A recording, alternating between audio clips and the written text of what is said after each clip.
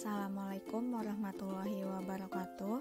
Nama saya Anggraini Sondari Tofani dari Prodi Sistem Informasi kelas 1A. Di sini saya akan membacakan kesimpulan video yang telah diberikan oleh dosen pengampu saya, Pak Mezan El Khairi Kesuma, yang berjudul Stack. Pengertian stack.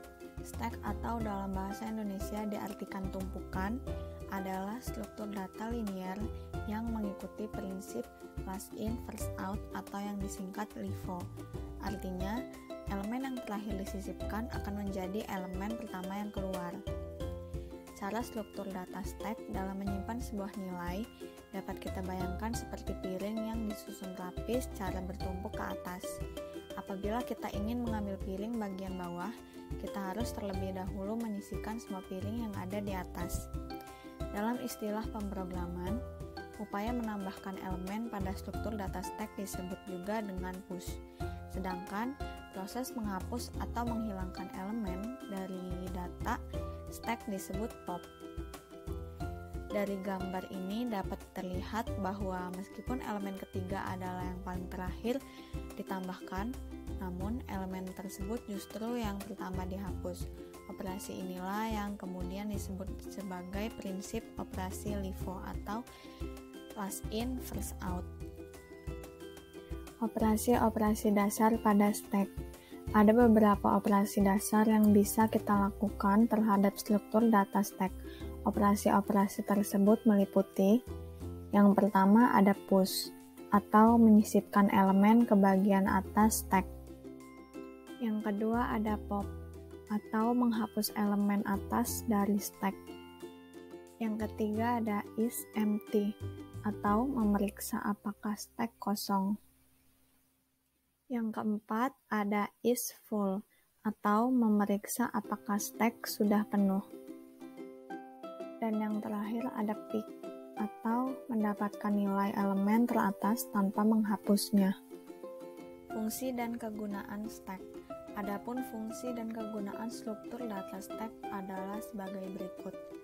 Yang pertama, ada struktur data stack digunakan dalam evaluasi dan konversi ekspresi aritmatika. Proses ini banyak dipakai untuk program compiler. Yang kedua, stack digunakan dalam pemrograman rekursi. Yang ketiga, digunakan untuk pemeriksaan tanda kurung.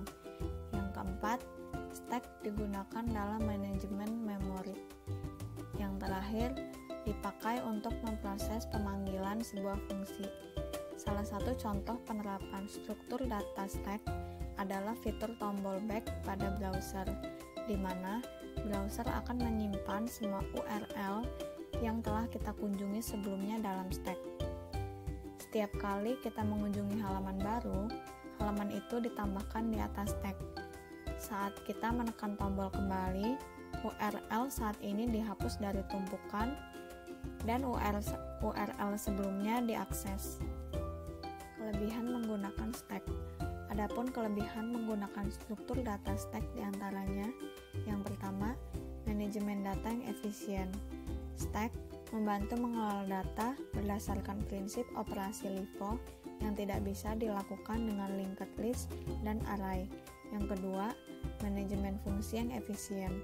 Ketika suatu fungsi dipanggil, variabel lokal disimpan dalam stack dan secara otomatis dihancurkan setelah dikembalikan.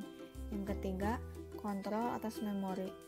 Stack memungkinkan kita untuk mengontrol bagaimana memori dialokasikan dan tidak dialokasikan. Yang keempat, manajemen memori cerdas. Stack secara otomatis membersihkan objek. Yang kelima, tidak mudah rusak. Stack tidak mudah rusak. Oleh karena itu, stack cenderung lebih aman dan dapat diandalkan. Yang terakhir, tidak mengizinkan pengubahan ukuran variabel. Variabel pada stack tidak dapat diubah ukurannya. Kekurangan menggunakan stack. Selain kelebihan, stack juga terdapat beberapa kelemahan berikut ini. Yang pertama, ukuran memori terbatas. Yang kedua, kemungkinan stack overflow. Terlalu banyak membuat objek di stack dapat meningkatkan resiko stack overflow. Yang ketiga, akses acak tidak dimungkinkan.